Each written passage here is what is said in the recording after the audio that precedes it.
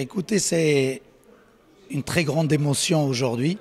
Là, c'est une grande responsabilité également que l'ensemble des professionnels du tourisme, en tout cas, m'ont honoré par leur vote. Et donc je sens cette élection comme une véritable responsabilité dans un moment très important, face à une crise sans précédent.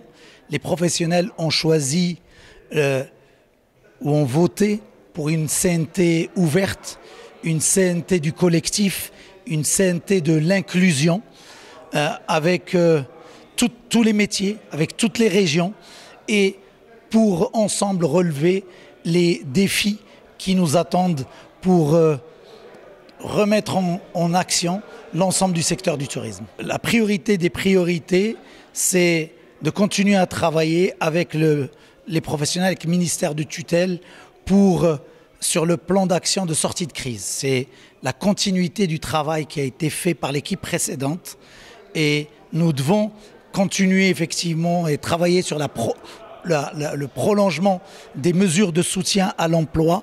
Nous devons travailler ensemble sur les mesures qui vont permettre de soulager la trésorerie des entreprises. Tous les engagements qui font partie du contrat programme et qui doivent continuer jusqu'à la sortie de crise. Donc ça, c'est la priorité des priorités. Ensuite, notre programme est simple. Il s'articule autour de 3 thématiques: la co-construction, la compétitivité et la durabilité. Ces 3 objectifs, c'est notre programme pour le moyen et long terme, mais pour le très court terme, nous devons d'abord nous mobiliser pour l'emploi, pour la trésorerie des entreprises, pour la sauvegarde du tissu, parce qu'il n'y a pas de relance s'il n'y a pas de sauvegarde du tissu. Et puis bien évidemment, nous aurons le temps de co-construire ensemble le programme pour le moyen et long terme. L'Assemblée générale a eu, comme toutes les assemblées générales, et comme toutes les élections, bien sûr, il y a des gens, et chacun défend son binôme. Et les élections sont passées pour moi le plus naturellement du monde. C'est dommage que le deuxième binôme s'est retiré, je crois, parce qu'il savait un peu plus ou moins les résultats, ce qui lui a permis de se retirer pour essayer de sauver la face.